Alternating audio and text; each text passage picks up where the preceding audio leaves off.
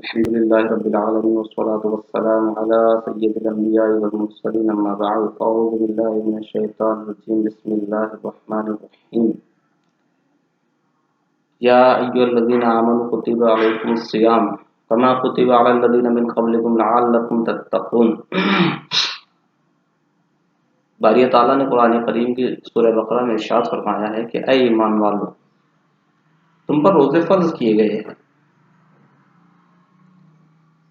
کما کتب علی الذین من قبلکم، جس طرح سے تم سے پہلی امتوں پر فرض کیے گئے تھے، لعلکم تتقون، تاکہ تم پرہیزگار بنو۔ اب اللہ تبارک و تعالیٰ نے اس آیت کریمہ میں روزے کی فرضیت کے بعد روزے کے مقصد کو واضح کیا ہے، اور روزے کے مقصد کو واضح کرتے ہوئے وہ ارشاد فرماتا ہے لعلکم تتقون، تاکہ تم پرہیزگار بنو، تاکہ تم متقی بنو، تمہارے دل میں تقوی پیدا ہو۔ یہ تقوی کیا ہے؟ تقوی اس کو عام زبان میں اللہ تعالیٰ کا ڈر کہتے ہیں۔ تقوی اللہ تعالیٰ کے بیان کردہ احکامات پر عمل کو کہتے ہیں، اس کی حلال کردہ چیزوں کا استعمال اور اس کی حرام کردہ چیزوں سے اجتناب، یہ کہلاتا ہے تقوی۔ کسی بزرگ کا قول ہے کہ تقوی کا مطلب یہ ہے کہ اللہ تعالیٰ تجھے وہاں نہ پائے جہاں پر تجھے جانے سے منع کیا ہے۔ یہ تقوی ہے کہ ہم حرام سے بچتے رہیں، حلال کا استعمال کرتے رہیں، اور یہ مختلف عبادات کے ذریعے حاصل ہوتا ہے۔ انہی میں سے ایک چیز ہے رمضان کریم کا روزہ۔ روزے سے بندے کے دل میں تقوی پیدا ہوتا ہے، اور تقوی وہ چیز ہے جو انسان کی شخصیت میں نکھار لاتی ہے، جس سے انسان کی شخصیت جاذب نظر بنتی ہے، اس کی پرسنالٹی اٹریکٹیو ہوتی چلی جاتی ہے، لوگ اس سے مرعوب ہوتے چلے جاتے ہیں۔ اور جب شخصیت میں نکھار آ جائے، پرسنالٹی ڈیولپ ہو جائے، پرسنالٹی اٹریکٹیو ہو جائے، تو نتیجے میں لوگ ہماری بات کو سنتے ہیں، لوگ ہماری بات کو سمجھتے ہیں، لوگ ہماری بات پر عمل کرنے کی کوشش کرتے ہیں۔ اب یہ چیزیں بندے کو حاصل ہوتی ہے روزے کی وجہ سے۔ ایک طرح سے روزہ ٹریننگ ہے تقوی کو اختیار کرنے کی، تقوی کو حاصل کرنے کی، کہ روزہ ایک ایسی عبادت ہے جس میں بندہ اپنے آپ کو کئی حلال کاموں کے کرنے سے روکے رہتا ہے۔ روزے کا مطلب ہی یہ ہے کہ صبح صادق سے لے کر غروب آفتاب تک بندہ کھانے پینے اور جماع سے بچتا رہے۔ روزے کی حالت میں یہ تینوں حلال چیزیں اس پر حرام ہو جاتی ہے۔ اب یہ تربیت تقوی کی طرف دیکھیے کس طرح سے رب تبارک و تعالیٰ کر رہا ہے کہ بندے کے سامنے کھانا ہے، بندہ روزے سے ہے، بھوک لگی ہوئی ہے شدت کی، لیکن بندہ کھا نہیں پا رہا ہے، پانی سامنے موجود ہے، بندہ پی نہیں پا رہا، اور اس طرح سے اس کا نفس ان باتوں کا عادی ہو رہا ہے کہ وہ اپنے آپ کو قابو میں رکھے، اپنے آپ کو بچائے رکھے، اور اس طرح سے اس کی ٹریننگ ہو رہی ہے تقوی کی۔ لہذا روزے کا پہلا مقصد اور اہم مقصد ہے وہ ہے تقوی اختیار کرنا۔ اللہ تعالی ہمیں روزے کی خوب خوب برکتیں نصیب فرمائے۔ لیکن ہم دیکھتے ہیں کہ روزہ رکھنے کے بعد بھی کیا یہ چیزیں ہم میں پیدا ہوئی ہے؟ اگر پیدا ہو چکی ہے، تقوی ہم نے اختیار کر چکے ہیں، تو اللہ تعالیٰ کا شکر ہے۔ اور اگر روزہ رکھنے کے بعد بھی یہ چیزیں ہم میں پیدا نہیں ہوئی ہے، ہمارے اندر تقوی نہیں پایا جا رہا ہے، تو پھر ہمارے لیے غور کا مقام ہے۔ پھر ہمیں انٹروسپیکٹ کرنا چاہیے، اپنے آپ کا محاسبہ کرنا چاہیے کہ اللہ تعالیٰ نے تو ارشاد فرمایا کہ بندہ روزہ رکھتا ہے، روزہ اس لیے رکھتا ہے کہ اس کو تقوی اختیار ہو رہا ہے، لیکن ہم روزہ رکھنے کے بعد میں بھی متقی نہیں بن پائے۔ کیا وجہ ہے؟ تو ہمیں اپنے عمل کو ٹٹولنا چاہیے۔ آیا میں نے روزہ رکھا، اور روزہ رکھنے کی وجہ سے اگر مجھے تقوی نصیب نہیں ہوا تو اس کی وجوہات کیا ہے؟ کیا میرا روزہ قبول نہیں ہوا؟ تو کون کون سی چیزیں مجھ سے سرزد ہوئی جس کی وجہ سے میں روزے کی برکتیں حاصل کرنے سے محروم رہ گیا؟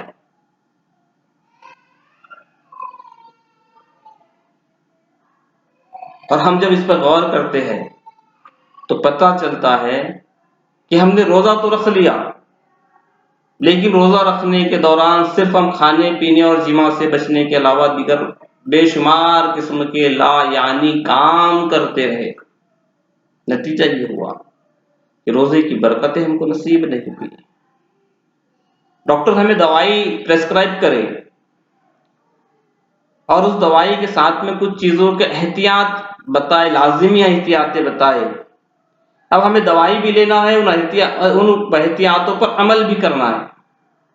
اگر ہم احتیاط نہیں کرتے، محض دوائی لیتے ہیں، تو آپ اور ہم جانتے ہیں کہ وہ دوائی ہمارے لیے کارگر ثابت نہیں ہوگی۔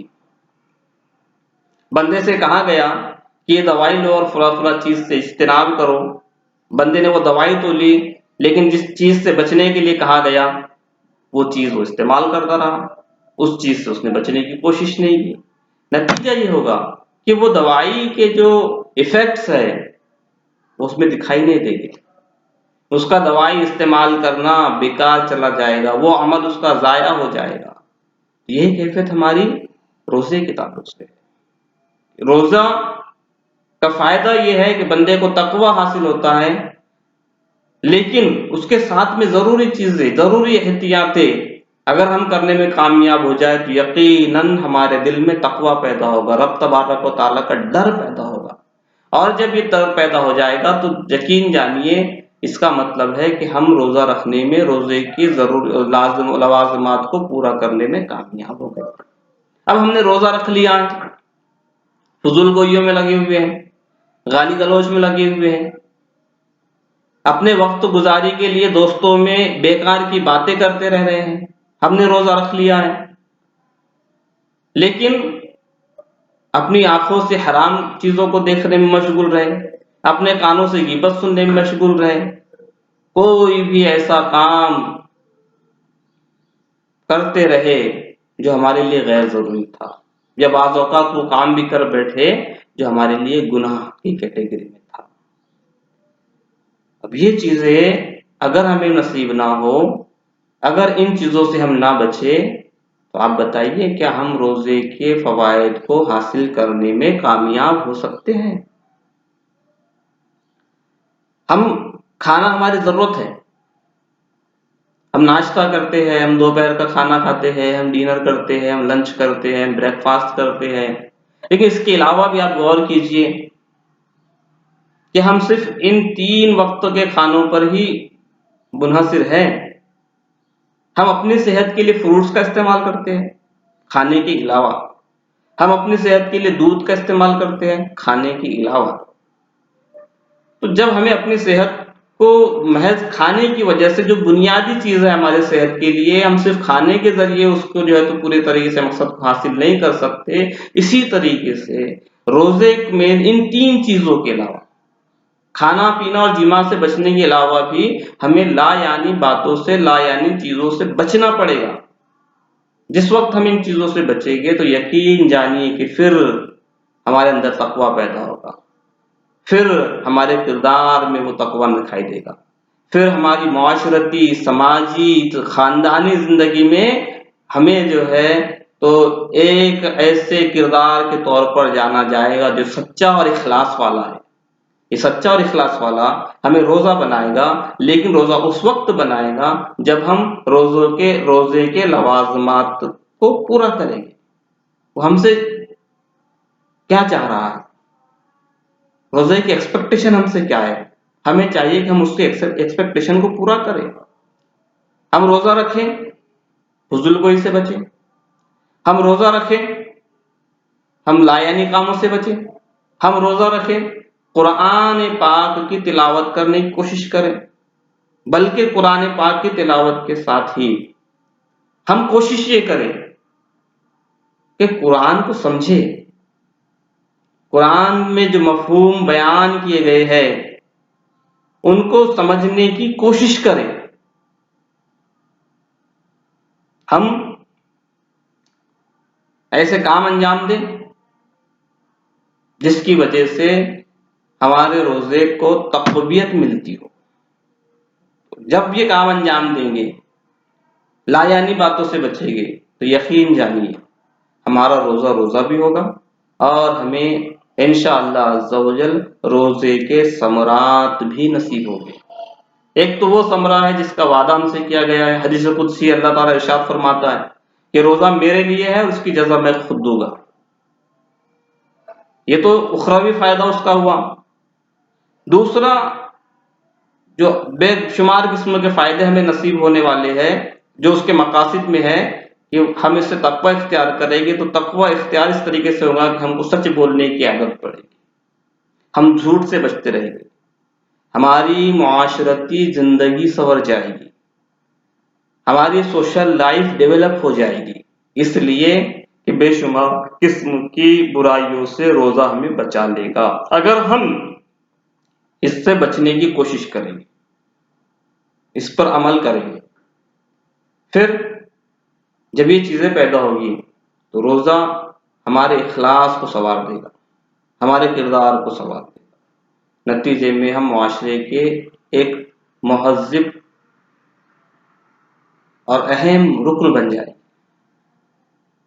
روزہ ہمارے لیے واقعی میں بڑی اہمیت کا حامل ہے۔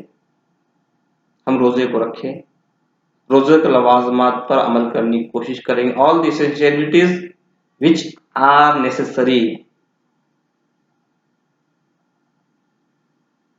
while fasting we have to adopt۔ ہمیں ان تمام کو اپنانا ہے تاکہ ہمارا مہینہ بھر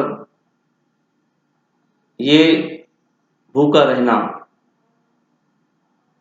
وہ ضائع نہ جائے، ویسٹ نہ ہو۔ ان سب چیزوں سے بچ کر ہم روزے کے لوازمات کو پورا کرنے کی کوشش کریں گے تو انشاءاللہ عز و جل ہمارا یہ ایک مہینہ اس طریقے سے زندگی گزارنا ہماری پوری زندگی کو تبدیل کر دے گا، اور پھر آخرت میں تو اللہ تعالیٰ کا وعدہ ہے ہی کہ روزہ میرے لیے ہے اور اس کی جزا میں خود دوں گا۔ تو آئیے ہم روزے کو رکھنے کی کوشش کریں، لیکن ساتھ ہی لایانی چیزوں کو چھوڑ دیں، فضول گوئیوں کو چھوڑ دیں، وقت کو ضائع کرنے سے بچتے رہیں، تو انشاءاللہ عز و جل روزے کے وہ ثمرات جو ہمارے اسلاف نے حاصل کیے اور وہ ثمرات جو آج بھی بے شمار لوگ حاصل کرتے ہیں وہ ہمیں بھی حاصل ہوگے۔ اللہ تعالیٰ ہمیں روزہ رکھنے اور روزوں میں ضروری احتیاطوں پر پوری طرح سے عمل کرنے کی توفیق عطا فرمائے، آمین بجاہ النبی امین۔